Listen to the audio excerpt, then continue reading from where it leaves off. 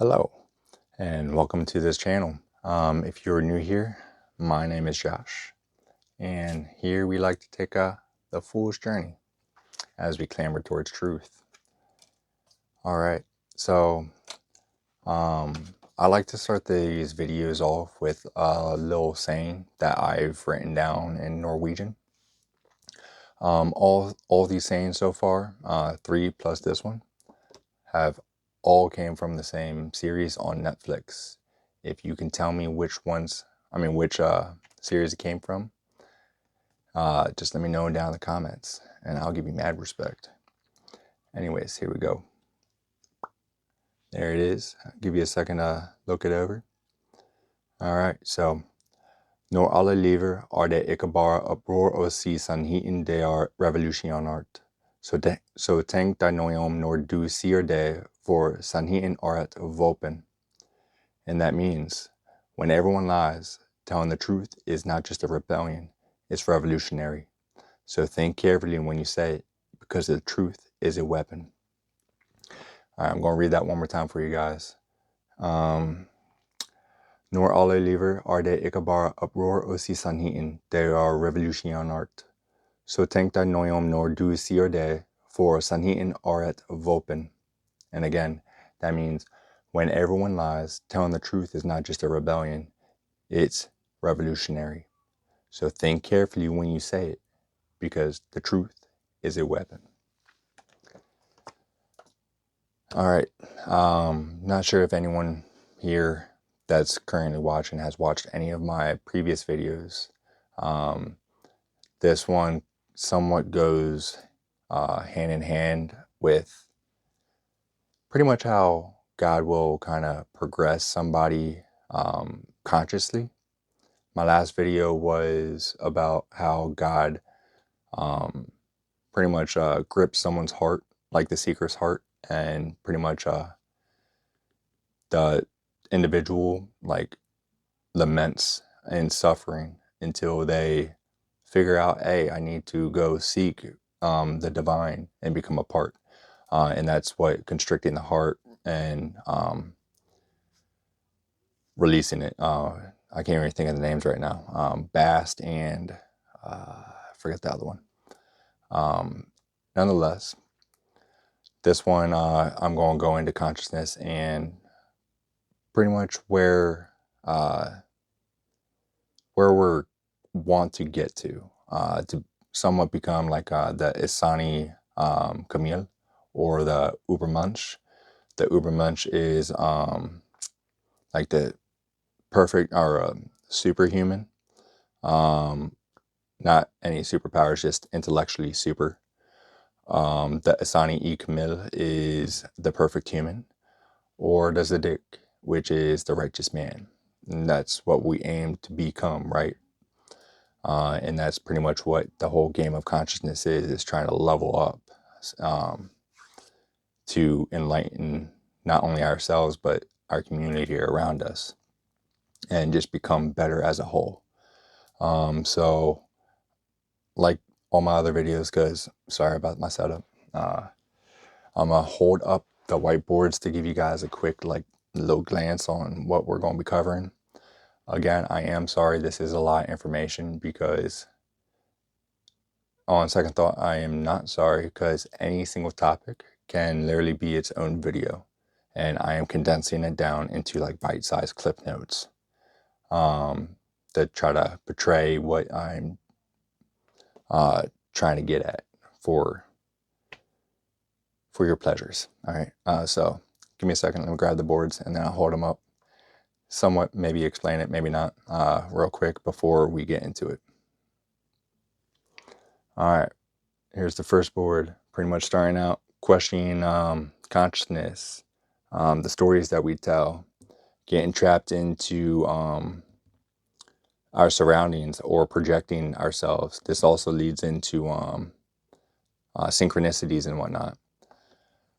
Solipsistic, only you think only you exist, because that's all that can be known. You can't go into someone else's mind, right, and see what they're thinking. So obviously you can only tell that your consciousness and your thinking. So a lot of people get trapped up in there. Overblown implication is we just think a little bit too hard about what others think. Arrival fallacy, I'm pretty sure you guys know what those are. And then read all that. Ooh, almost jabbed myself in the face. Done hit my hamper with that. Ooh. Next board.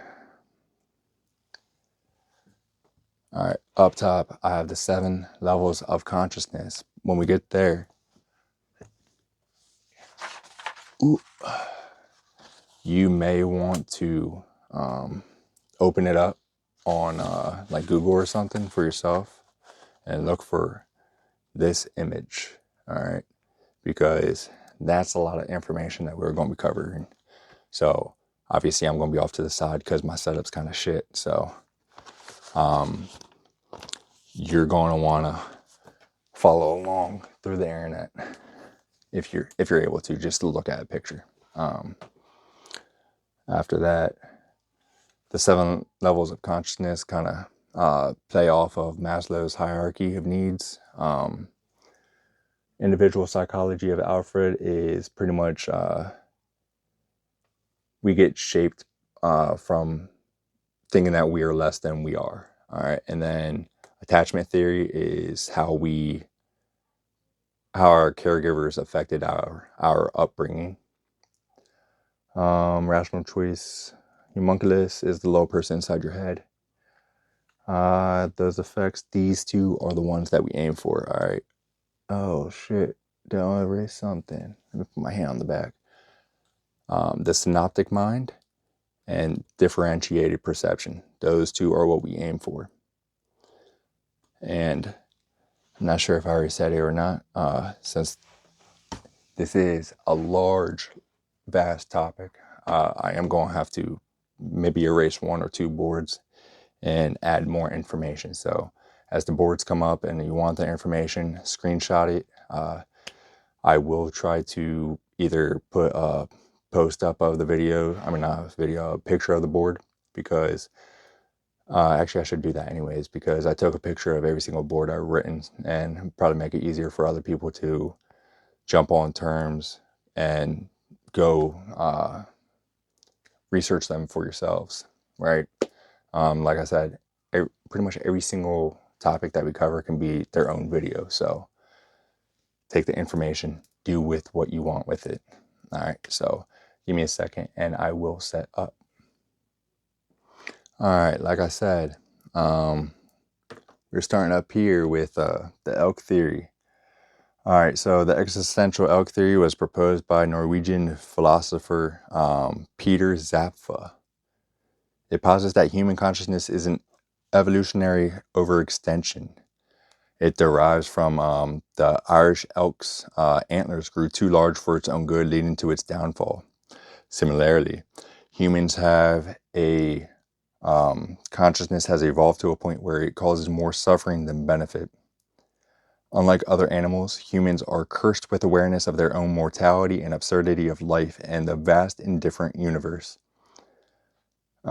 which creates a need for meaning that reality cannot fulfill. So Zapfa argues that humans use 4 main mechanisms that restrict their consciousness to survive the comic panic.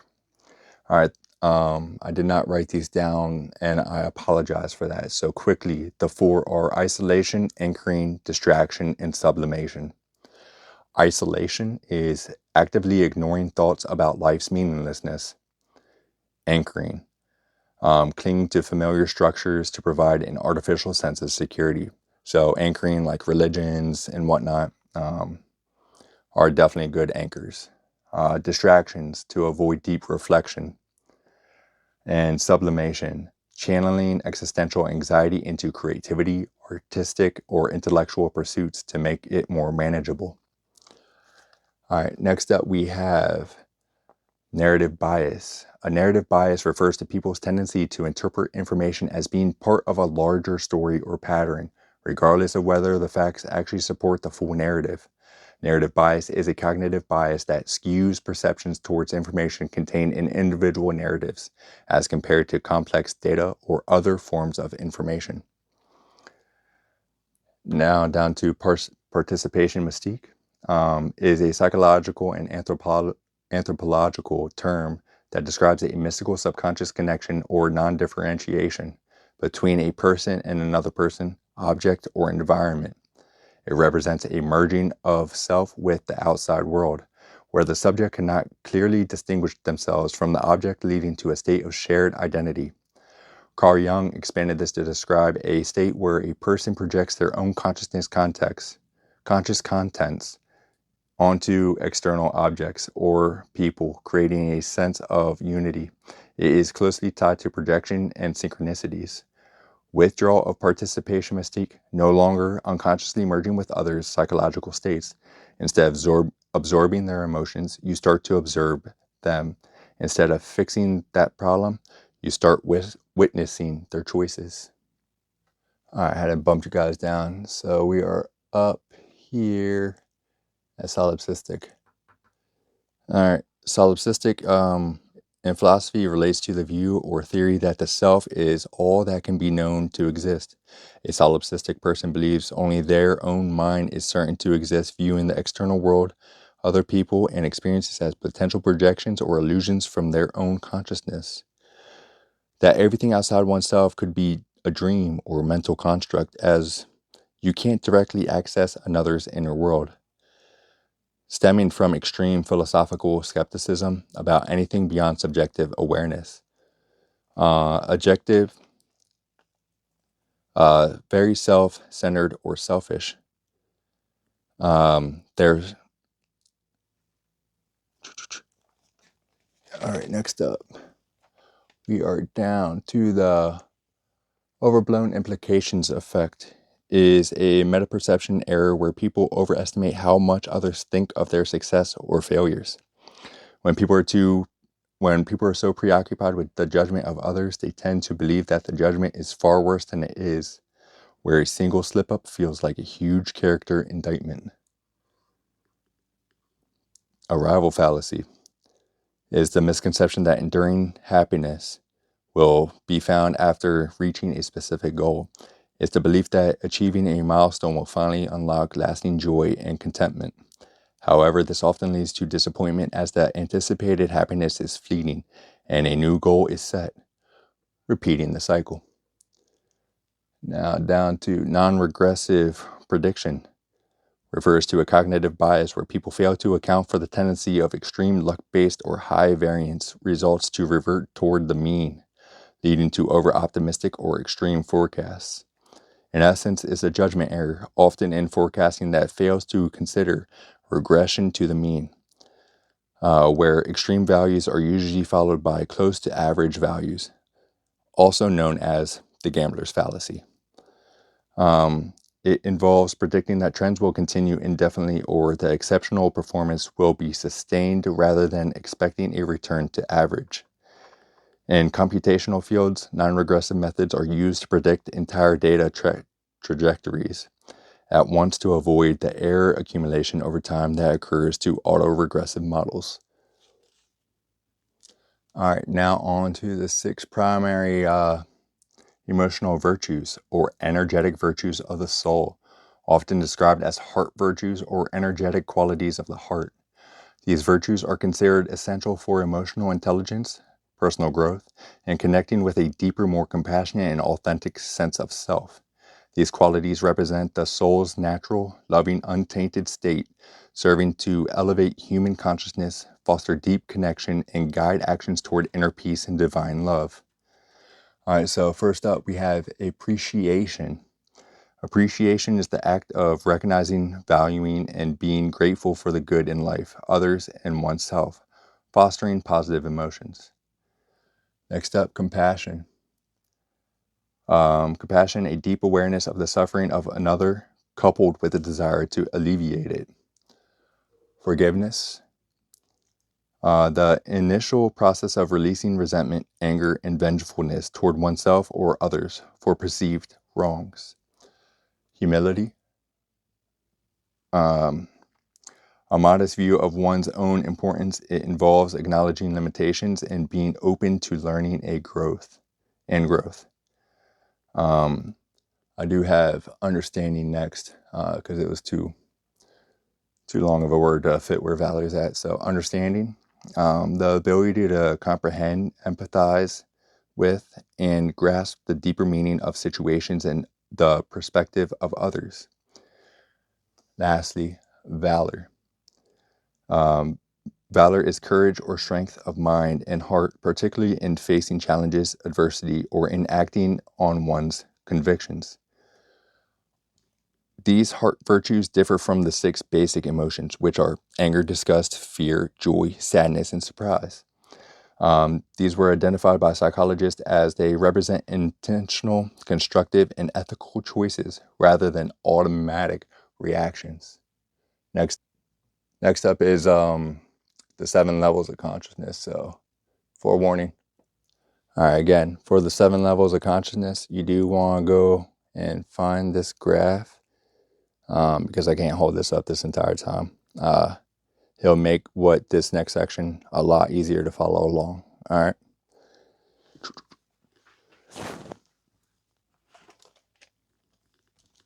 With that being said, the 7 levels of consciousness represent a progressive journey of self-awareness and personal growth, mapping development from basic survival and ego-driven needs to self-actualization, service, and unity.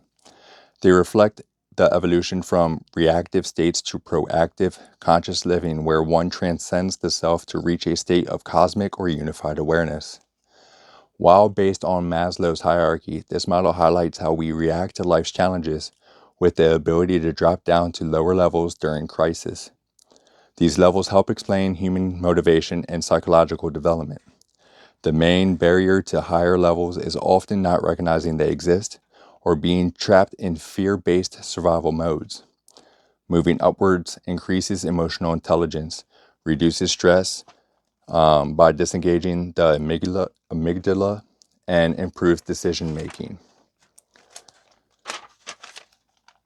All right, the levels 1 through 3 are the deficiency needs. So focus on fear, safety, and external validation. I guess I can hold that up for this little part. All right, boom. All right, so levels 1 through 3 are deficiency needs, focus on fear, safety, and external validation.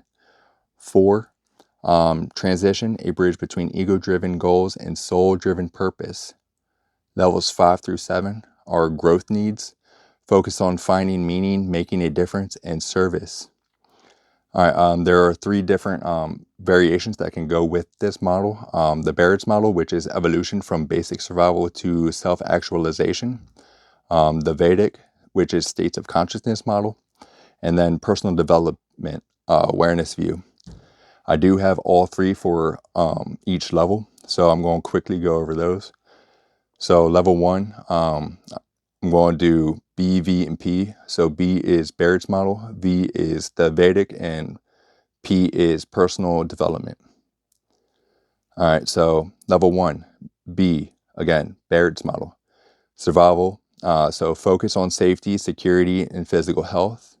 Level 2 for Barrett is relationship, focus on belonging, family, and friendship. Level 3 for Barrett is self-esteem, focus on self-worth, reputation, and recognition. Level 4 is transformation, focus on personal growth, overcoming fears, and self-mastery. Level 5 for Barrett's model is internal cohesion, so focus on finding meaning, purpose, and alignment. Level 6 is making a difference, focus on community service, mentoring, and sustainability. And final level is service, focus on selfless contribution, humanity, and long-term legacy. All right, so level 2, oh, never mind, level 1 for Vedic. The waking state, so normal conscious awareness. Level 2 is the dreaming state, the subjective inner world. Level 3, deep sleep state, dreamless sleep. Level 4, transcendental consciousness, the silent fourth state, or the inner self. Level 5 is cosmic consciousness, inner self witnessing, waking, dreaming, and sleeping.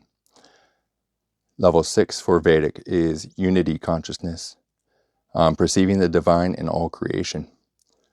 Level 7 for Vedic is pure consciousness, full awakening or oneself with all. And then finally, we have the personal development or the awareness view. So level 1 for personal development is animalistic, reaction, fear, and fight or flight. Level 2, so mass, is conformity and following the crowd. Level 3 is aspiration, wanting improvement, desiring something better. Level 4 for personal development is individual, realizing unique potential and expression. Level 5, discipline, applying self-control and consistent action.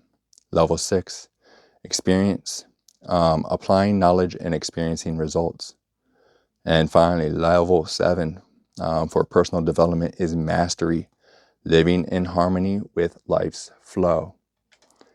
Again, Google has better images than my drawing and handwriting, so it'll probably behoove you to go snag one for yourself. All right, down to Maslow's hierarchy of needs, a theory of psychology explaining human motivation based on the pursuit of different levels of needs. I didn't write these down again because they're kind of self-explanatory, and or you can just, again, look it up yourself. Quickly, they are psychological needs, safety needs, love and belonging needs, esteem needs, and then self-actualization. Quickly, the physiological needs is the most basic needs, so eat, drink, breathe, and sleep. Next up is safety needs for the Maslow's hierarchy, the need for shelter, health, job security, and safe environment. Thirdly is love and belonging needs, the need to be close to family and friends or to belong to a society. Next is esteem needs, so the need to be valued and validated by others to have self-esteem. Finally, for Maslow's hierarchy is self-actualization, the need to reach one's full potential and feel that one is doing everything they are capable of. 22:33 on the clock as I looked back. Next up is the individual psychology, Alfred Adler's theory. This emphasizes that individuals experience feelings of inferiority, particularly during childhood, due to their perceived limitations or weakness compared to others. These feelings of inferiority can motivate individuals to strive for superiority or overcome their perceived shortcomings. Fictional finalism. This refers to the individual's subjective beliefs and values that guide their behavior and shape their sense of self. In summary, Alfred Adler's theory offers a holistic and social perspective on personality development, emphasizing the importance of social connection, overcoming feelings of inferiority, and striving for a meaningful and purposeful life. Mary Ainsworth attachment theory describes the different types of attachment styles children develop with their primary caregivers through the strange situation experiment. Ainsworth identified 3 primary attachment styles. Later research added a 4th, the strange situation, laboratory procedure to observe how children react to separations and reunions with their caregivers in the presence of a stranger. This highlights the importance of caregivers' responsiveness and sensitivity in forming secure attachments and the potential consequences of insecure attachments for children's emotional and social development. Again, with this one, as you can see, I have not written out 4 different attachment styles. Again, just put the name in Google and you can get them too. But I'll read them all for you. So the first one, we have secure attachment, which is children use the caregiver as a safe base to explore. They become distressed when they leave. They are happy and comforted upon return. These children feel safe knowing their needs will be met. Next up is insecure avoidant attachment. These children show little distress when the parent leaves and avoid or ignore them upon return. They treat the stranger and caregiver similarly, often resulting from caregivers who are consistently distant or unresponsive.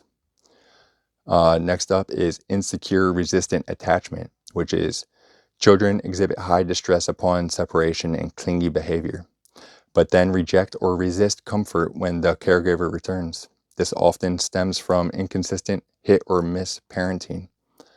Lastly, this one is disorganized or disoriented attachment. Although not part of Ainsworth's original 3, this later identified category involves erratic, fearful, or frozen behavior when the caregiver returns. These behaviors are key to understanding how caregivers' consistency affects a child's emotional security. Let's scroll down.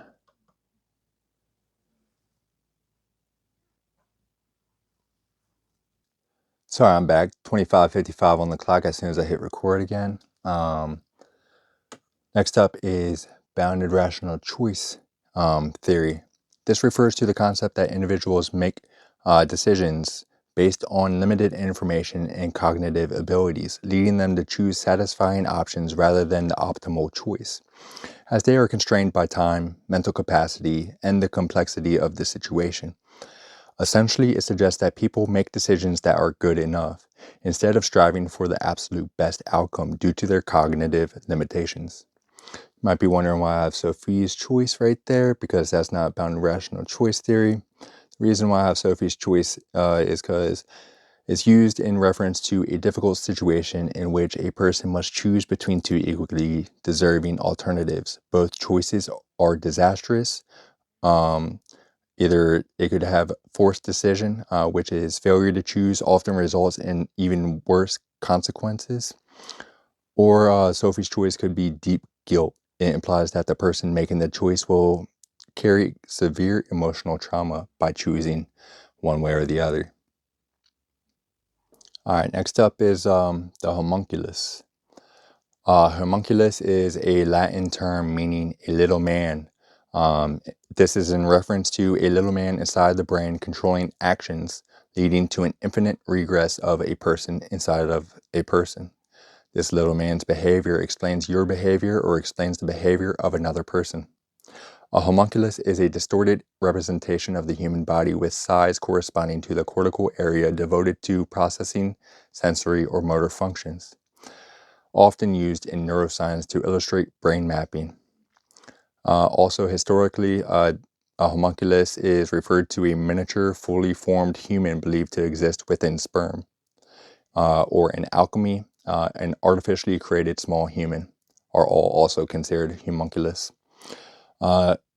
Before you say you don't have a little person inside your head, the cortical homunculi in neuroscience created by Wilder Penfield. This model shows how the brain sees the body.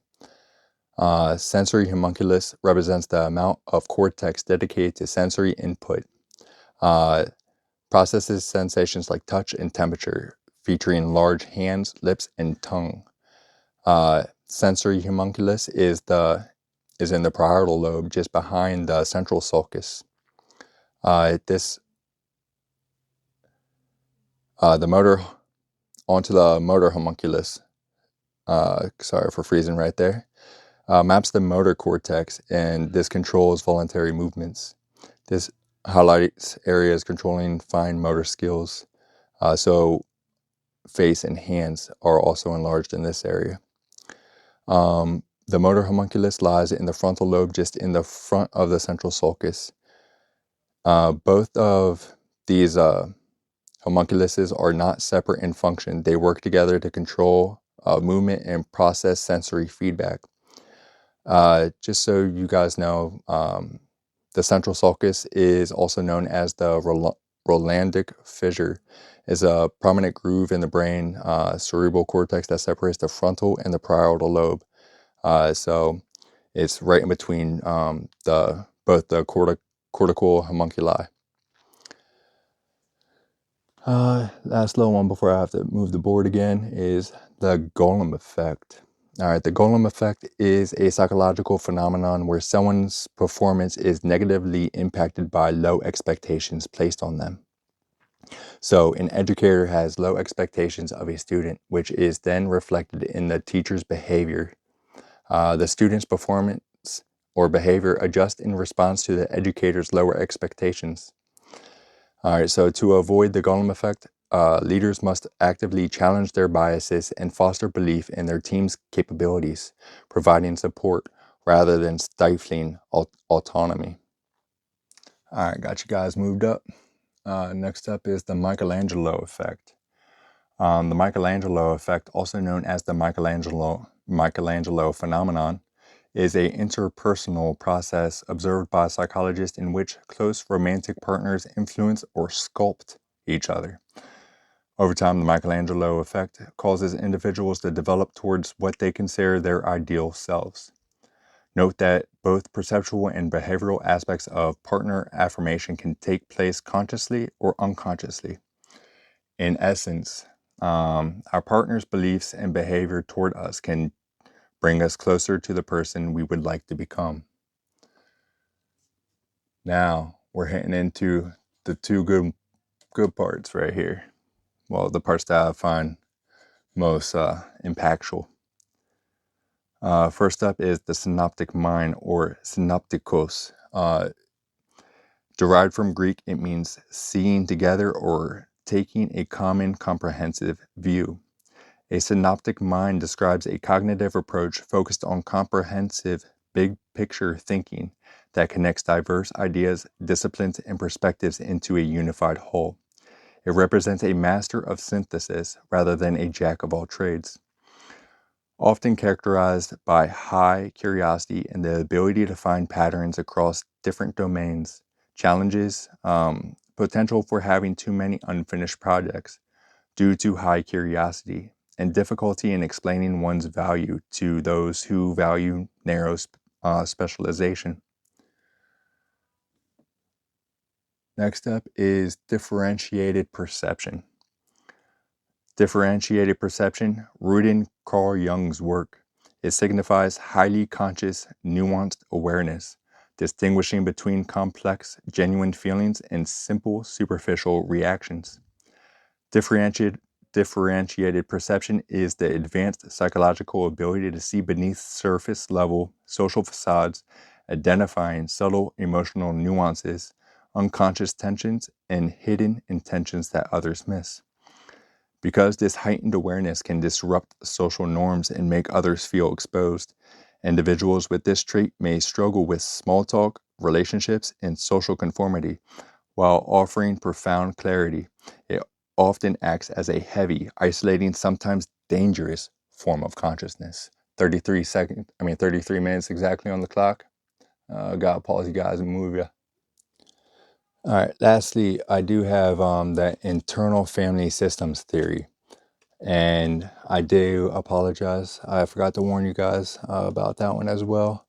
You might want to go check out a nice little diagram on that on Google as well, because my drawing is not the best. I might hold that up as I read through the exile managers and firefighters, also the core self.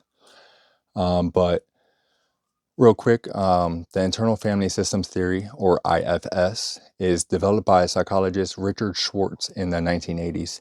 It views the mind as made up of multiple subpersonalities or parts. IFS therapy aims to heal these parts and empower the self. So, like I said, you have exiles, managers, and firefighters. Yeah, I guess I can hold this up for you guys for a little bit. Well, boom.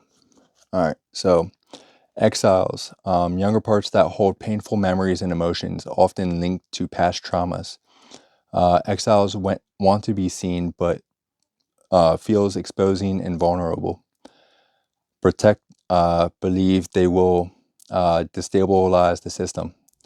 Don't know how I stumbled across that word. Let me read that again. Protectors believe they will destabilize the system. Examples of exiles: they feel like they're not good enough, too much, bad, abandoned, dependency, and shame. Ignore that low line. I messed up on my diagram. But exiles, managers, firefighters, core self. All right.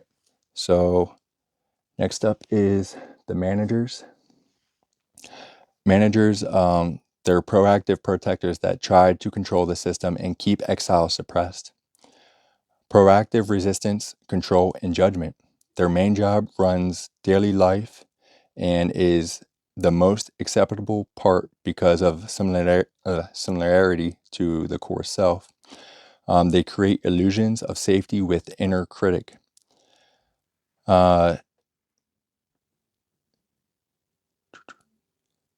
Uses of self-sufficiency to prevent humiliation and abandonment. Examples of managers or managing aspects is people-pleasing, perfectionism, self-sabotage, anxiety, procrastination, overachieving, caretaking. All right, next up, we got some firefighters. They are reactive protectors that use coping mechanisms, sometimes harmful, to respond to emotional turmoil. They are automatic reacting, attacking and creating diversions. Their main job, they are the first responder called into service when anything hits too close to home. They create illusions of stability by numbing and distancing from exiles' pain with distractions. Some examples of some firefighters are anger issues, overspending, eating disorders, addictions, obsessions, or TV, video games, and social media binges. All right, finally up is the core self. The core self is a natural essence sheltered from damages from all the parts. Spontaneously emerges when centered and truly safe. Can only be uncovered. Needs no improvements. Perfect as is. So your core self feels calm, confident, curious, centered, creative, playful, stable, and adventurous. And that is the internal family systems theory. Again, you might want to go on Google and snag a picture of that too, because that might be better than my handwriting. Although my circles are kind of decent. I used a compass. All right, I know I did say in the beginning of the video that I was going to have to erase the boards and make it a little bit longer. You're in luck. This next little part is going to be how the brain kind of I believe the brain functions. So this is going to be a whole different video, but I'm going to give you a little quick taste of what I'm going to be going over in that next video. So von Neumann architecture, quantum logic gates, backpropagation, ceteris paribus, Bayesian probability, then moving into Bayesian inference, far transfer in perception, noesis. You may be an introvert, doesn't matter because most people are hylics. And then stultus et loquacibus tempus non perdendum, verba multis sed al poscis bene. That should be, let me read that one more time again for you. Stultus et loquacibus tempus non perdendum, verba a multis sed a poscis bene. And that is, time should not be wasted on fools and talkatives. Words from many, but from few are good. And I am about to pretty much leave it right there. I'm going to go over that in the next video. Again, that's some good advice. Das nenne ich schlau. And that's German for that's what I call clever, or that's what I call smart. All right. Thank you for watching the video. If you watched all to this way, again, I'm going to make another video on that. And I am going to wrap it up right there. So thank you again. Much love. And if you feel so inclined, give me a subscribe and comment if you know where that saying came from. Thank you.